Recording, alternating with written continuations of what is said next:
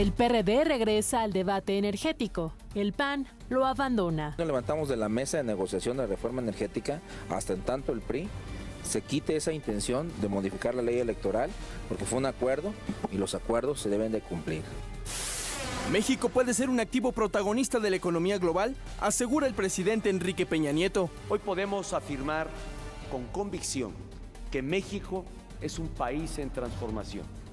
Es una nación que está cambiando para iniciar una nueva etapa en su desarrollo.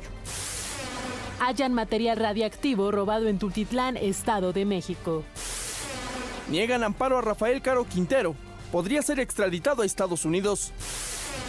En España, se ultiman los detalles para la coronación de Felipe VI. ¿Qué tal? Muy buenos días. Bienvenidos al primer café. Raimundo Riva Palacio, Paco Abundis. Amanecimos esta mañana con un nuevo héroe. O por lo menos lo estamos tratando como héroe. Digamos, es el héroe del martes. Sí. ¿Verdad? Hay que ubicar los heroísmos. El martes, Guillermo Ochoa elogiado por toda la prensa del mundo. Es un agente libre porque lo dejó ya en libertad del Ajaccio de Francia. Es un agente libre que seguramente después de esta participación, pues lo que va a tener son ofertas de trabajo. También lo que se demostró ayer, que el país prácticamente se paralizó de 2 a 4 de la tarde, ya vamos a hablar sobre esto un poco más adelante, pues no distrajo el conflicto ni la tensión política en las cámaras, donde pues se regresa con el PRD a la negociación de la ley secundaria de la reforma energética y se para el PAN por en contra de una iniciativa en la Cámara de Diputados del PRI y del PRD para modificar la reforma política. De esto también vamos a hablar en unos cuantos minutos. Tenemos el PAI. El PAI tiene... este PAI, o sea, 48% para el juego Tenemos de el PAI del 48% que es sobre el partido de fútbol México-Brasil, que vamos a hablar sobre esto un poco más adelante. 17% del PAI que nos proporciona Intélite, pues se refiere precisamente a esta negociación que le estamos nosotros hablando en el Senado y en la Cámara de Diputados, donde uno se para, otro se sienta, parece el juego de las sillas musicales, con 14% de los impactos. El presidente Enrique Peña Nieto, que tuvo un evento con 105 cónsules honorarios de todo el mundo en México, ahí les dijo que este país va a ser protagonista de la economía global por las reformas que se han hecho, que le da certidumbre jurídica, les da derechos, da un impulso a la economía y da una apertura a México hacia el mundo. Con 13% de los impactos, el Instituto Mexicano de Ejecutivos de Finanzas recorta también su expectativa de crecimiento de 3% que la tenía para el 2014 a 2.6%, se ubica en el mismo horizonte, digamos, en el mismo marco de referencia que lo tiene la Secretaría de Hacienda, arriba del Banco Mundial y arriba de del piso que establece el Banco de México. Y finalmente, con 8% de los impactos, fuentes vaticanas dicen que el Papa Francisco está no evaluando si viene o no a México, eso lo tiene aparentemente totalmente decidido, sino a dónde va a ir. Quiere ir, dicen las fuentes vaticanas, a la Basílica de Guadalupe, pero también está explorando qué ciudades de la frontera norte de México pudiera él visitar en su próxima visita, en su primera visita como Papa a México, de la cual todavía no hay fecha. Hay que señalar un error del país, muy notable. En el agregado de México-Brasil no separa Ochoa. ¿No? Exactamente, porque en realidad hay la empresa cervecera que es patrocinadora del Mundial de Fútbol, lo determinó el jugador del encuentro. Bueno, la prensa en el mundo se volcó en elogios a Guillermo Ochoa. El Wall Street Journal dice que tuvo una tarde inspirada. Bueno, el Equipo, que es a mi parecer el periódico deportivo más importante e influyente del mundo, dice fue un muro para los brasileños. Sí. Pero tenemos en la línea al senador Miguel Barbosa, que es coordinador del PRD en el Senado para que regresemos a lo que es realmente nuestra cotidianidad y también nuestro futuro. Senador, muy buenos días. Hola, Raimundo, buenos días. Senador, muchas gracias por tomarnos esta llamada. ¿Nos podría explicar, senador, qué es lo que a ustedes los lleva finalmente ayer a regresar a la mesa de negociación de la ley secundaria de la reforma energética tras una serie de reuniones que usted tuvo con el presidente del Senado, Raúl Cervantes? Ninguna diferencia con el presidente del Senado. Lo que nosotros rechazamos es el procedimiento que aprobaron las Comisiones Unidas de Energía y de Estudios Legislativos Primera, encabezada una por el PRI y la otra por el PAN. Y ellos propusieron a la sesión de arranque de las comisiones la aprobación de un procedimiento que estimamos nosotros era ilegal porque se aprobó un procedimiento especial que violentaba las normas del Senado, que deben ser aplicadas en sesión de comisiones, aun cuando se diga que son aplicables en el Pleno. Así es que ese argumento llevó a que la discusión en comisiones fuera de manera inédita, aunque se diga que no, de manera inédita, juntando la discusión en lo general y en lo particular. Es decir, primero se discute en lo general, se junta la discusión en lo particular sin votar en lo general, y después, en un periodo de 2 días después del 23 de junio, se vota todo.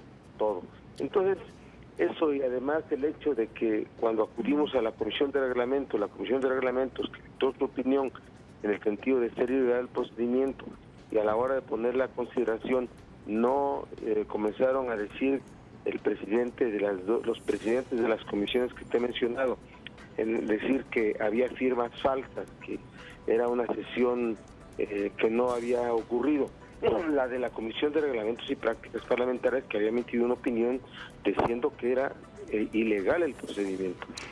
Senador, y entonces, sí, adelante. Fue así como nosotros decidimos separarnos del diálogo, ¿sí?, y exhibir cuál era el mecanismo que estaban ellos utilizando. Y por eso nosotros, cuando dijimos que solicitaríamos la opinión a la mesa directiva, acataríamos esa resolución. Y después de que exhibieron su posición de desahogar en lo particular en 20 minutos, la discusión en lo particular del primer dictamen el día viernes a las 7 de la noche, en menos de 1 hora la discusión en lo general y en lo particular del segundo dictamen, el dictamen de la ley de energía eléctrica, y ante esa circunstancia absolutamente aberrante, y ante la opinión de la gente que deberíamos devolver, y para que no haya debates de esa naturaleza, y acatando y respetando la opinión de la mesa directiva, aun cuando seguimos sosteniendo que es ilegal, sí, es por lo que regresamos a la discusión en comisiones. Senador, déjeme nada más para aclarar un poco la ruta de lo que sucedió ayer en el Senado. Usted se reunió con el presidente del Senado, Raúl Cervantes, para ver el tema de la ilegalidad sobre este proceso que nos acaba de explicar, pero antes de que el senador Cervantes diera a conocer la posición del Senado, usted anunció que pese a que se inconformaban y que no les parecía el procedimiento, iban a regresar a la mesa de negociación. Poco después, el senador Cervantes dio a conocer que regresaban, que sí estaba dentro de los marcos legales lo que había sucedido, pero no tenemos mucha claridad sobre cuál fue el acuerdo que tuvieron. Se va, senador, se va a la discusión al método de presentarlo al Pleno, que haya un posicionamiento en lo general y también un posicionamiento en lo particular, o cuáles son las razones por las que ustedes en este proceso de inconformidad, es decir, firman bajo protesta, regresan a la mesa de negociación. Mira, nosotros tenemos la certeza que en el Pleno se va a desahogar el procedimiento en términos de la ley del Senado. Tenemos la certeza. Ustedes, que son muy conocedores de cómo se construyen los acuerdos, pues me entenderán qué es lo que debo yo de decir. Tengo la certeza de que en el Pleno va a haber un procedimiento en términos de ley del Senado. Solo eso. Pero también habíamos dicho públicamente que acataríamos si acatamos una resolución. No somos nosotros rupturistas del orden. Si estamos alegando violaciones al procedimiento, no vamos a quedarnos en la inconformidad, aunque sigamos sosteniendo que lo es.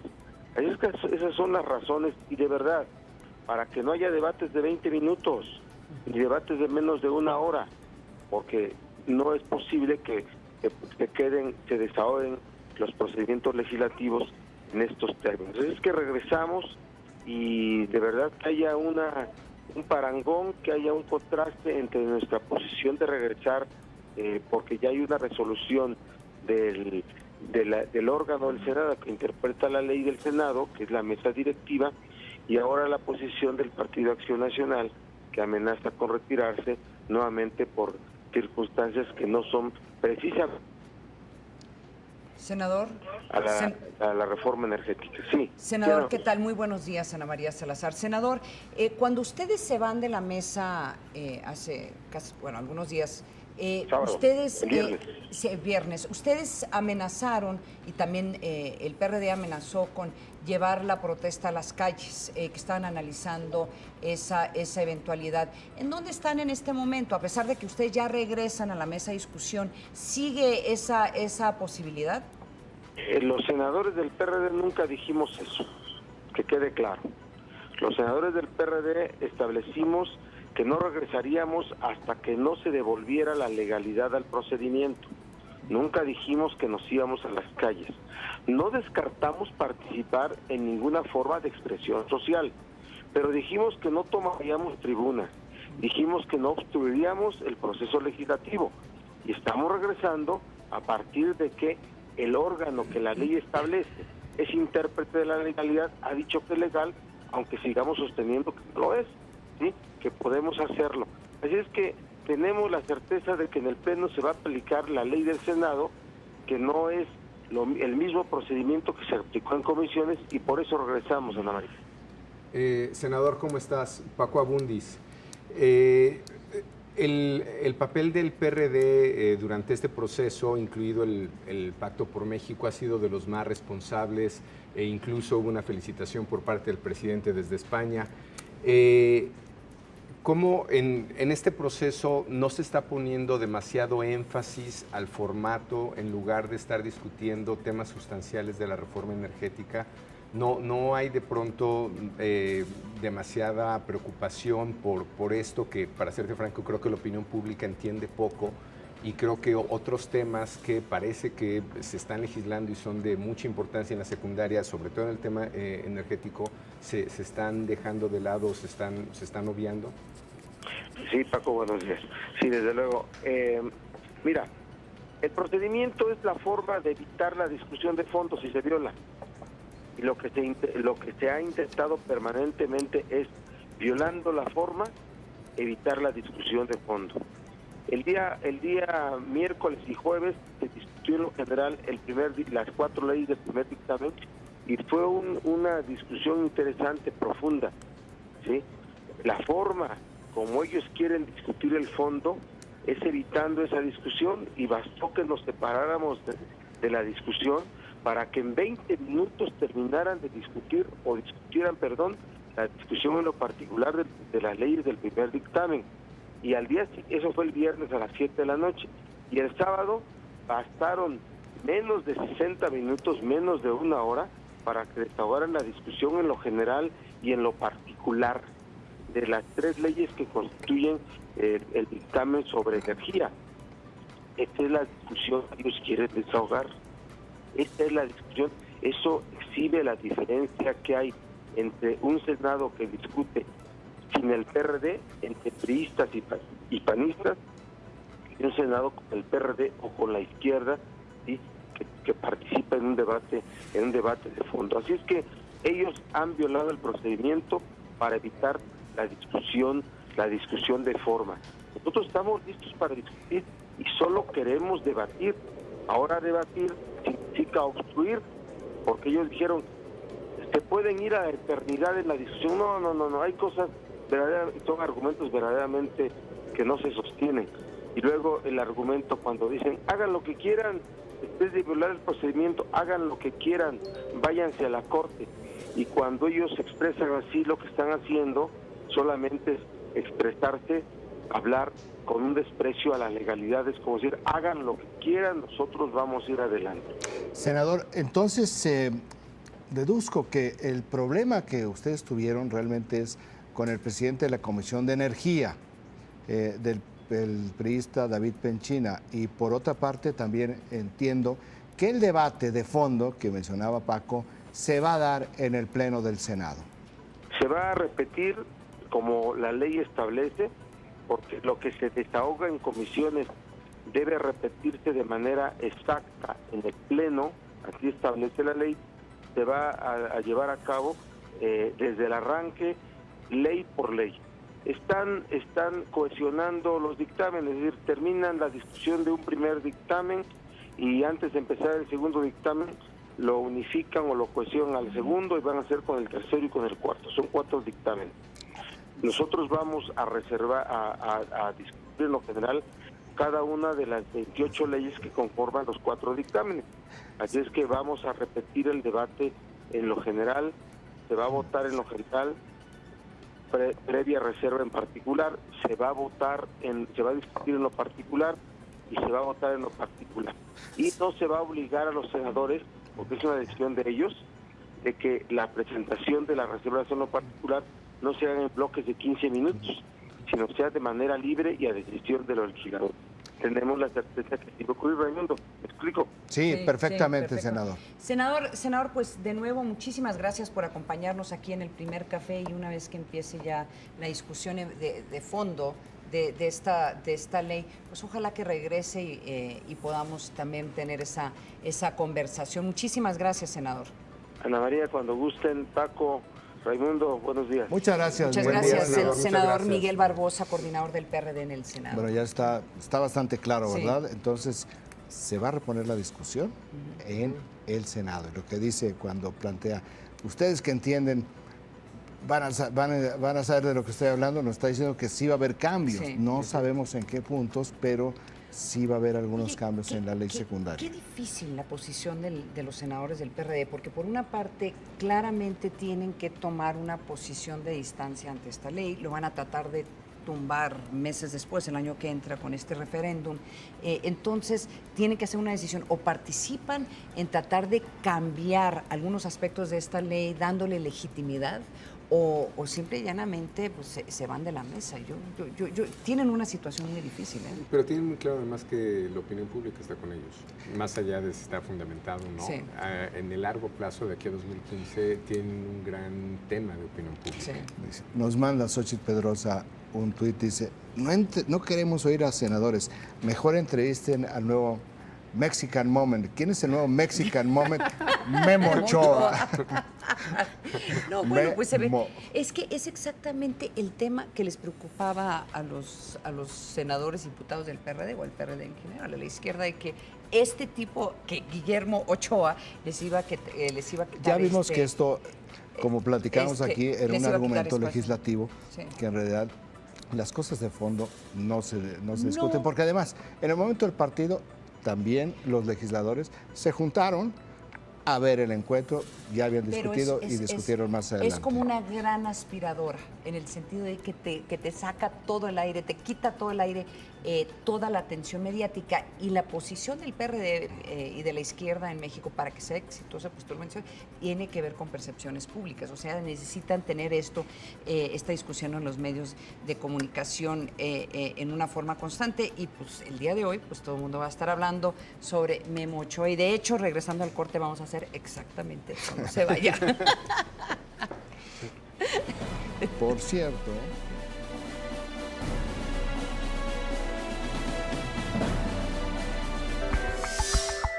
¿a quién se debe parecer México? ¿A India y Botswana o a Finlandia y Suecia? Los dos últimos son los países menos burocráticos del mundo. Antes, una empresa mexicana que planeaba exportar productos como alcohol, tabaco o suplementos alimenticios invertía hasta 20 horas en el trámite para obtener el permiso. Hoy, puede lograrlo en solo 2 horas. La Secretaría de Salud y el Consejo Coordinador Empresarial lanzaron una estrategia para promover la exportación de productos regulados por la Comisión Federal para la Protección contra Riesgos Sanitarios. El conjunto de productos que tiene que regular la COFEPRIS, tanto para el consumo nacional como para la exportación de alimentos, de bebidas no alcohólicas, bebidas alcohólicas, productos cosméticos y de aseo, representó el 43% del comercio exterior que es regulado por la COFEPRIS. La estrategia busca reducir los costos de regulación en los próximos 4 años. Un ahorro para las empresas de hasta 2,000 millones de pesos. Los alcances del programa van mucho más allá de la reducción de los costos y de hasta un 80% de la carga regulatoria relacionada con esta actividad. La vigencia de los certificados de exportación se amplían de 1 a 5 años y serán válidos en todo el mundo. También se creó un centro integral de servicios, que es una ventanilla con personal especializado para promover la exportación. Con esta medida vamos a incidir en el primer año en un incremento en las exportaciones de 156 millones de dólares. Estas medidas son parte del compromiso que hizo el presidente Enrique Peña Nieto con el Consejo Coordinador Empresarial para eliminar las barreras de exportación. Hugo Vela, Proyecto 40.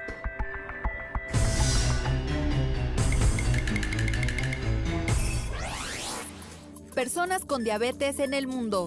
Existen más de 347 millones de personas. 55% de las muertes son de mujeres. Más del 80% de los fallecimientos se registran en países de ingresos bajos y medios. El dato útil para comentar en el café.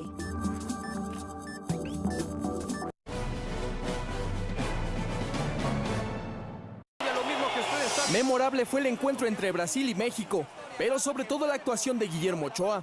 Al inicio del primer tiempo, el Scratch du Oro tomó el control de la cancha, pero al minuto 25 se toparon con Ochoa, el héroe del encuentro, quien de una manera sensacional atajó un remate de cabeza de Neymar. Rebote entonces, este es Dani Alves, Neymar.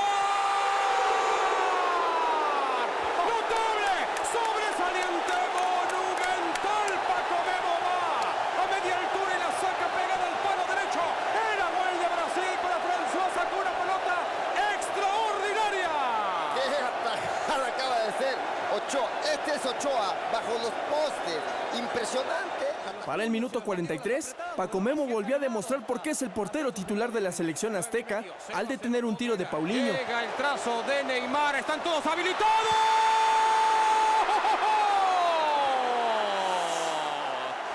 ¡Magnifique!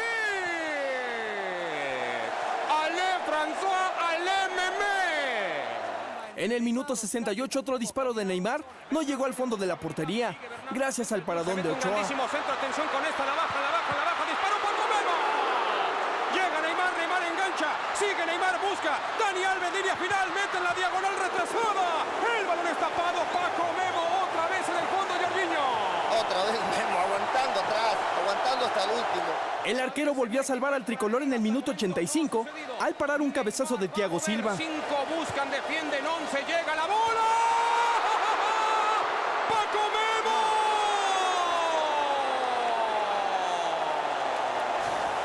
¡Al Corcovado! ¡Paco Memo al Corcovado! Sí, con las manos estiradas, con las manos cruzadas, con la ingle de Buche, de Nana y Nenapil. Paco Memo al Corcovado, doctor García.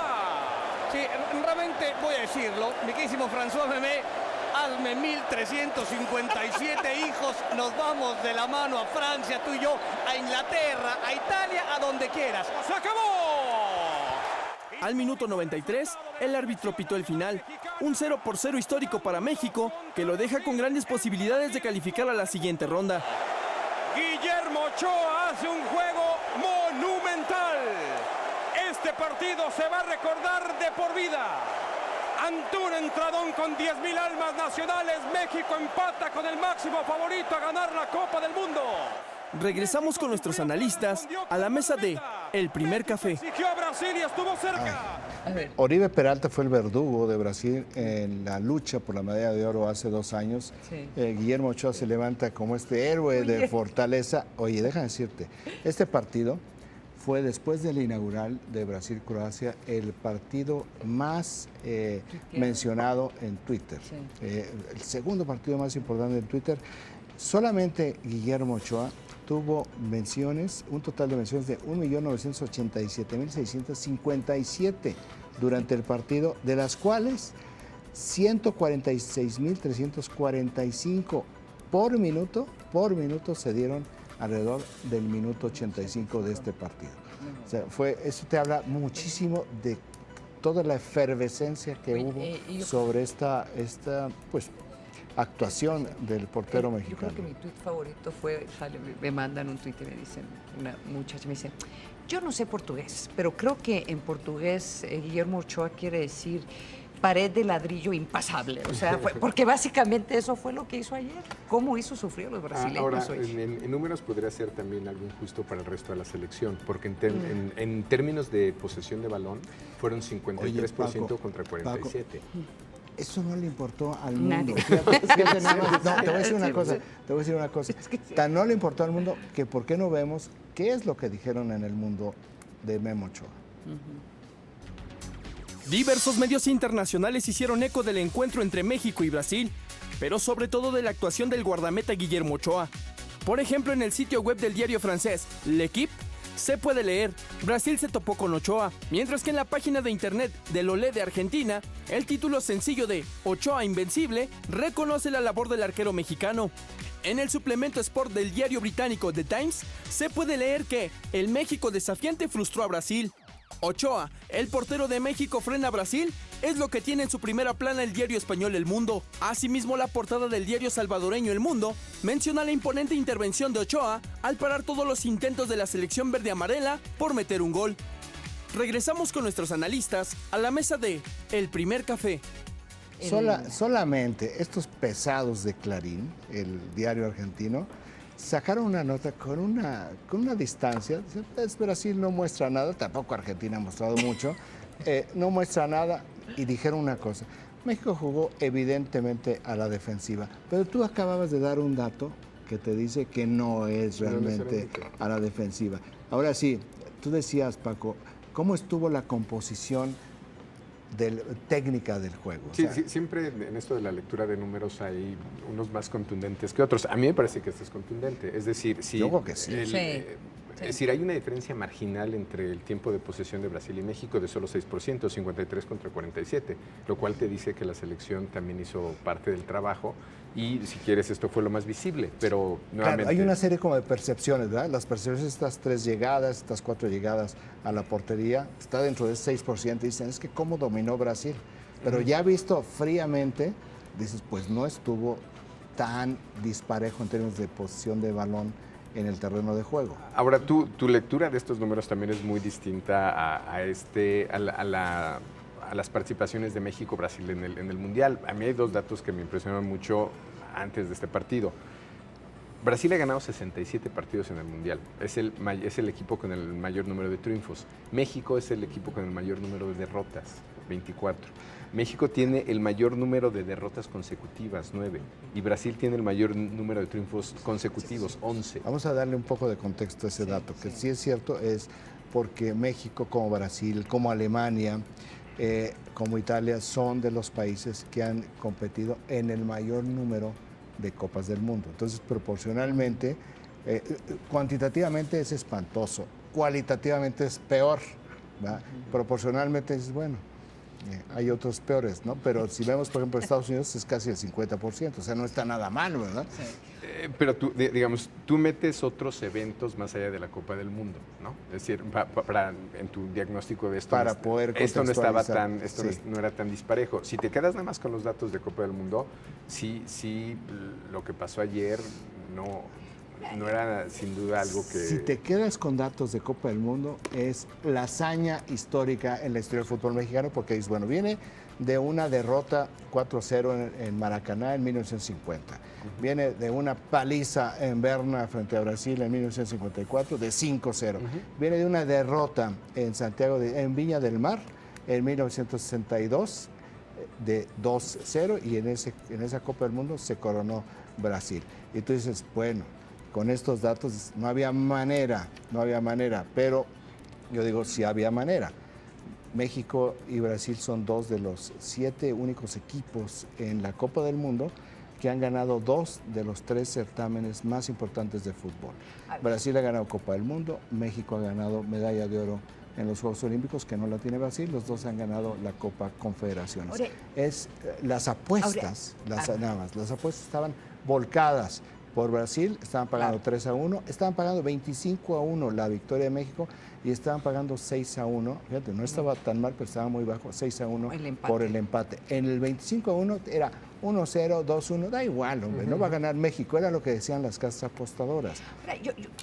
Obviamente los datos son importantes, pero yo creo que aquí la parte psicológica, creo que la parte mental, porque por una parte México tiene como esta reputación que en el último momento pierde y fácilmente podían haberle metido un gol en el último momento. Pues son los estereotipos, Ana María, porque eso también se pudo haber pensado en los Juegos Olímpicos y la mentalidad que tenía el equipo era importantísima. Yo creo que hay una serie de estereotipos en los cuales... bueno, la burra no era arisca, lo que quiero decir, pero mira, yo creo que tú, Paco, el otro día platicábamos sobre esta repetición que hubo de este documental del Maracanazo, y yo me encantaría, Paco, que recordaras aquí la cita textual del capitán Obdulio Varela, el capitán de Uruguay, antes de salir a la cancha. Y lo quiero decir en el contexto de lo que oímos ayer en el estadio, que lo oímos también en la final de la Copa Confederaciones el año pasado entre Brasil y España, cuando está el himno brasileño y paran la música y el estadio completo sigue cantando. Bueno, esto cuando un equipo adversario, tú tienes ese peso, no únicamente de la camiseta, de la historia, sino además un estadio que está volcado por completo a tu equipo, o traes una estructura mental muy sólida, o te mueres como le sucedió a España en la Copa Confederaciones. Pero, Paco, la frase que es fundamental. La frase se da en un contexto, digo, bueno, porque hay que decirlo, que es la primera Copa del Mundo en Brasil, 1950, les tomó 2 años construir el Maracaná. El discurso de inicio del presidente municipal, el alcalde de Río es, yo ya cumplí con el estadio, selección, ahora les di el estadio. Yo ya les di el estadio, ahora a ustedes les toca ganar, hagan su trabajo, ¿no? Es decir, los brasileños con una presión. Y la frase que les dice el capitán de Uruguay, que es una figura fundamental, que el documental me parece que lo narra muy bien, el resto del equipo no le puede hablar de tú al capitán, le habla de usted. Por el respeto, es el líder histórico, el presidente tiene que ir a hablar con él para que reintegre al equipo. Él acepta bajo una condición, que le den un puesto en la burocracia después de que acabe el Mundial. Un salario. Un salario, ¿no? Sí. Pero sí, la frase con la que los hace entrar al estadio, al Maracaná, que en ese momento no tenían, yo creo, ni una 10ª parte de la porra que tenía México en Fortaleza ayer. No, nada. Les dice, nomás ustedes recuerden que todos los de allá afuera son de palo. Sí. El estadio es de palo.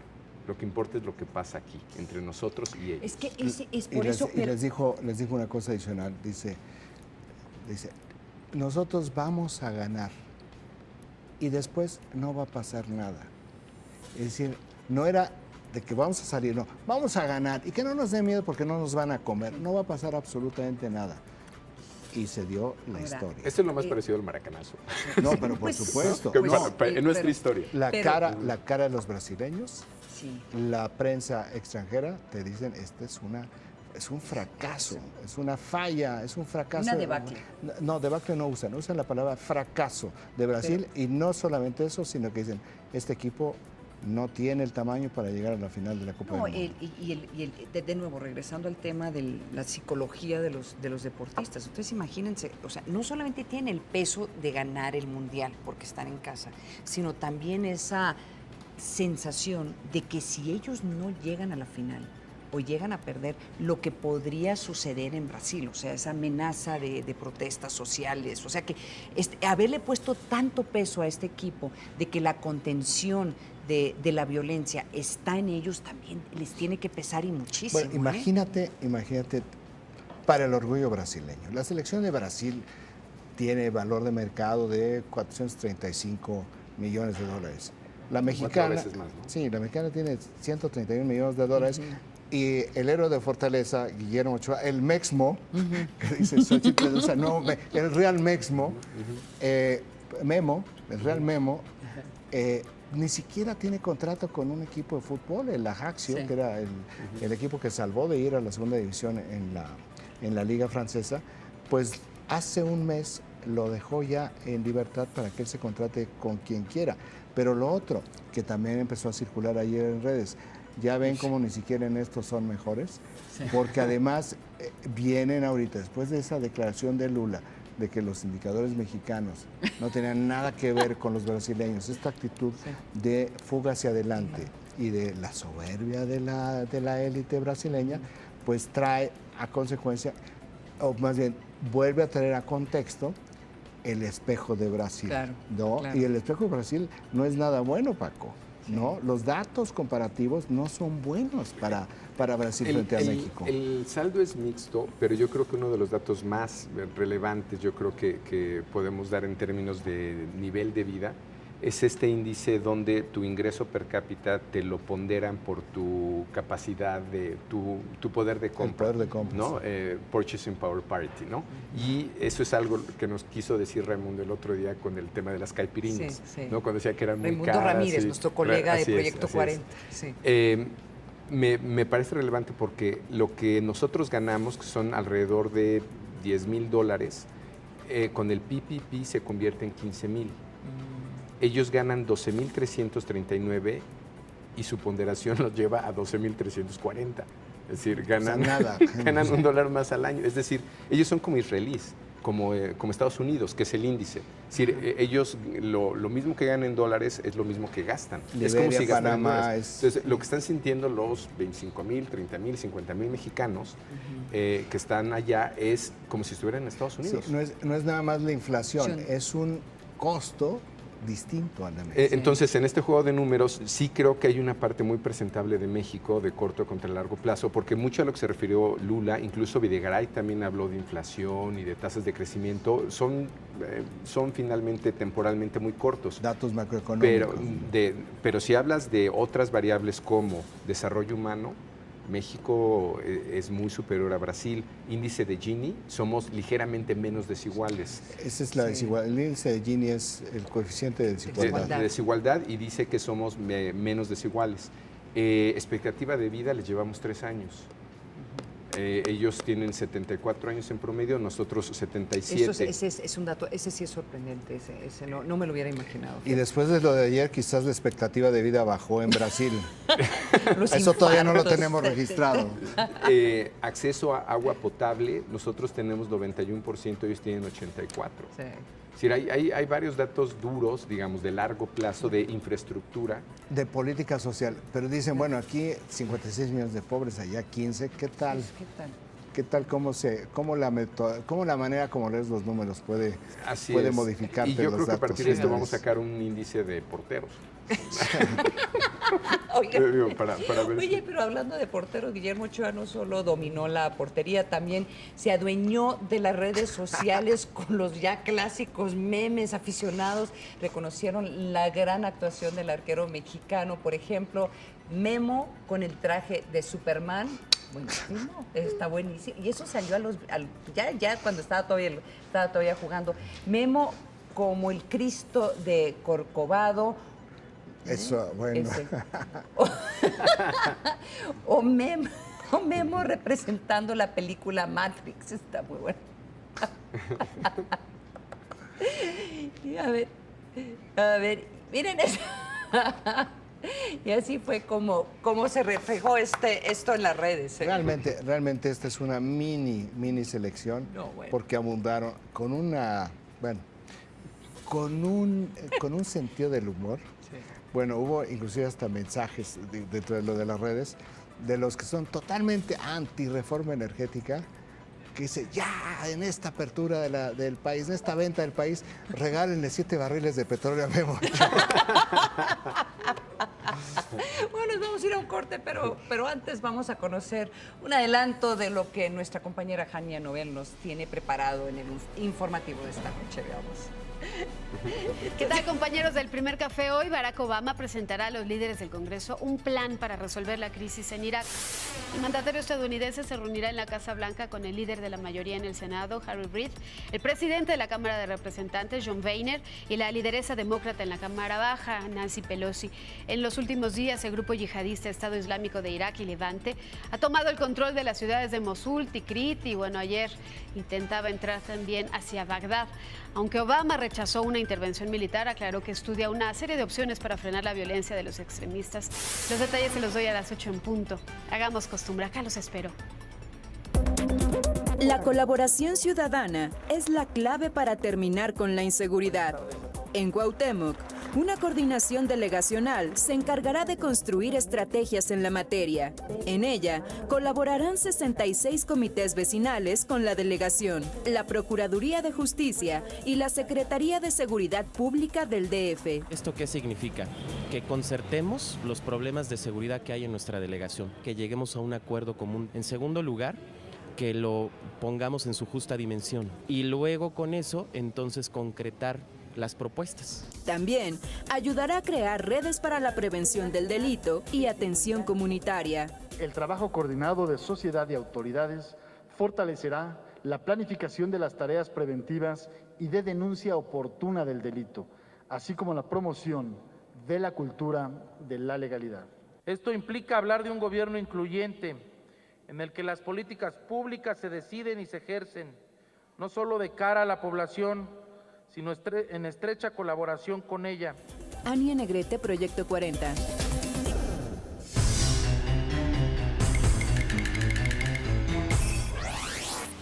Personas con diabetes en México.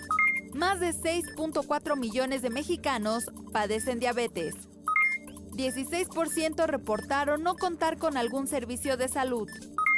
14.2% no han acudido al médico en los últimos 12 meses.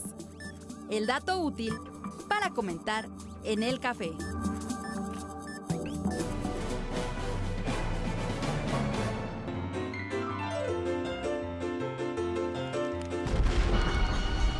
Estas quemadas se las llevó el meritito norte, porque a decir de algunos medios, ahí anda ya la ley de vialidad. Según la descripción, la mujer argumenta que no moverá su camioneta pues trabaja en vialidad y es la jefa. ¿Escuchó usted bien?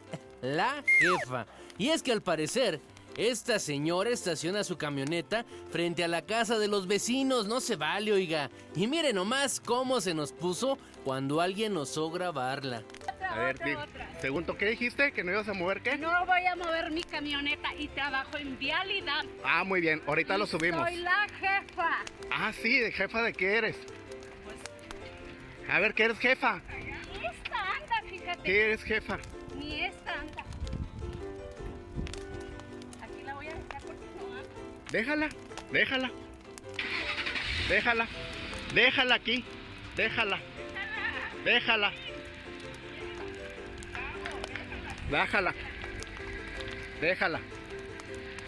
Te tengo grabada. Sorry, baby. Te tengo grabada. Sorry, baby. Con esto nos vamos a ir para allá. Vas a ver. Ándale pues, mi vida. Y échame la camioneta encima. Ándale pues. Échale mi camioneta encima. Es corazón. Ahí está te quemando, mi vida. Yo no me quemo. La que se va a quemar eres tú. Ándale pues, a ver quién se quema más. No me importa. Pues no la muevas. No la muevas. Ese pedazo. No la muevas. Necesitas irme a pagar. No voy a ir a pagar. Y menos a ti. ¿Y menos a ti? No. Así que eres jefa. La calle no es tuya. A ver si es cierto que eres jefa. A ver si ni la tuya tampoco. ¿Dónde queda la moral? ¿Dónde quedan los antecedentes de una mujer como usted debe de ser? Bueno. Y así las cosas. Hasta aquí las quemadas del día. Ay, Lady, vialidad. Pues qué bonito, ¿no? Me encanta que podamos nosotros presentar este tipo de videos. Mira, a propósito de viabilidades y vialidades, ajá, hoy, fíjate el contexto, hoy va a haber algo muy importante en la Ciudad de México que no corresponde únicamente a la Ciudad de México, pues están poniendo los primeros pasos de lo que son las megalópolis en el mundo, porque el Distrito Federal, el Estado de México, Morelos, Hidalgo y Puebla van a firmar hoy, van a anunciar un programa de unificación, de homologación de la verificación vehicular.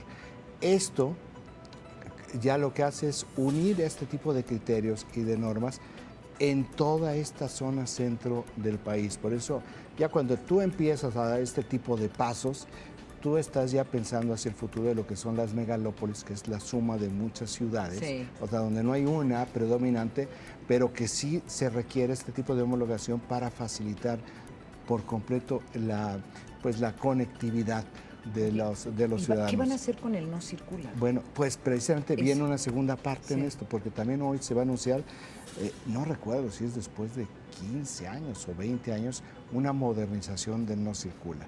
Viene ya una serie de modificaciones de acuerdo a lo poco que ha trascendido, donde se vuelve mucho más rígido el control para los vehículos, pese a que se ha avanzado muchísimo en términos de la calidad del combustible. Ya no basta porque también, porque no se habían considerado otro tipo de vehículos que son los que van a tener todas las ventajas que son los híbridos. Primero es reconocer que la contaminación no se acaba en la frontera del Estado. Claro. Bueno, eso es muy importante. Y segundo, que como somos el segundo exportador de autos, y irónicamente buena parte de nuestra mejora en la calidad del aire tiene que ver con nuestra capacidad de exportación y con los estándares de California y no necesariamente con los del país. Pero bueno, son de las externalidades positivas que tenemos como exportadores. Pues 20 años que no se había hecho ninguna modificación al programa de Hoy No Circula. Ya no va a haber también una especie como de diferentes calcomanías para diferentes años. Si ya no va a ser tan empaquetado en grandes bloques, va a tener una mayor discriminación, lo cual se vuelve más justo para las personas que solamente pueden tener un carro, por ejemplo. Para las personas también se sigue buscando estimular de que se utilicen menos los automóviles. Claro, esto es mucho más complejo, necesitas un buen transporte público, necesitas incentivos. Yo sigo pensando, pues necesitas impuestos para circular por todas partes de la ciudad, pero igual, impuestos es imposible. Es imposible que esto suceda en el largo plazo mexicano, que te pongan impuestos para poder llegar al centro de la Ciudad de México, como es en otras ciudades, para ir al centro, en otras ciudades del mundo, para poder llegar al centro de la ciudad tienes que pagar impuestos y quieres usar el auto. Y hablando de la Ciudad de México, aparentemente el nivel de aprobación a la gestión del jefe de gobierno capitalino, Miguel Ángel Mancera, aumentó en los últimos 4 meses del año, de acuerdo con una encuesta realizada por el diario El Universal. En febrero pasado, 41% de los entrevistados aprobó la gestión del mandatario, mientras que en junio el porcentaje aumentó al 50%. Está interesante, ¿no? Considerando... Y el Universal en general tiene un indicador muy castigado, es decir, regularmente... no es tan amable. No es tan amable y tiene que ver, digo, es muy técnico, pero tiene que ver con si tienes categoría intermedia o no. Hay quienes tenemos aprueba, desaprueba y hay quien te da una categoría intermedia y eso hace que se bajen ambos, el aprueba y el desaprueba, por ejemplo. El impacto de las protestas, o sea, no hemos tenido afectaciones viales tan fuertes. También estos últimos cuatro meses, que también yo creo que tiene que impactar. Y en realidad, y eso pasa también con el gobierno federal, buena parte de estos niveles de aprobación dependen de cosas no muy visibles. Sí. Por ejemplo, programas sociales. Claro. Los programas sociales de esta ciudad no han cambiado en lo fundamental. Y eso es lo que hace que los acuerdos no necesariamente se muevan tanto por escándalos mediáticos. Porque tú sigues recibiendo tu ayuda a madres solteras, tu ayuda a gente de la tercera edad. Es esta ficción, esta percepción que de pronto crees que se va a caer una autoridad por un escándalo mediático. No necesariamente. Los acuerdos también están hechos de política. Tiene que ser un escándalo totote. Tiene que ser muy grande o tendría que ir contra tu política pública fundamental o base. Y el manejo de la línea 12, también creo que la forma en que lo han ido manejando también se está viendo reflejado. Que nunca ha golpeado del todo al jefe de gobierno. Digo, hubo un primer impacto tal vez por el alza del precio del metro, pero ese luego se corrigió o se está corrigiendo en algún sentido por los beneficios que eso digamos, con el compromiso que hizo el director del metro, Joel Ortega, que en tanto los cumpla, eso lo vas a ir compensando. Ahora, vámonos al Es un tema de personaje, cumplimiento. perdóname que te Sí. interrumpa, porque habíamos quedado también de tratar hoy el día del personaje de la semana, que es el futuro rey de España, Felipe Borbón y Grecia, y sabemos que tú estás a favor. Futuro es de horas. Es hoy, pues, es sí. de horas. Y como sabemos aquí, Paco es así como monarquista. Somos monárquicos. Son monárquicos. Veamos.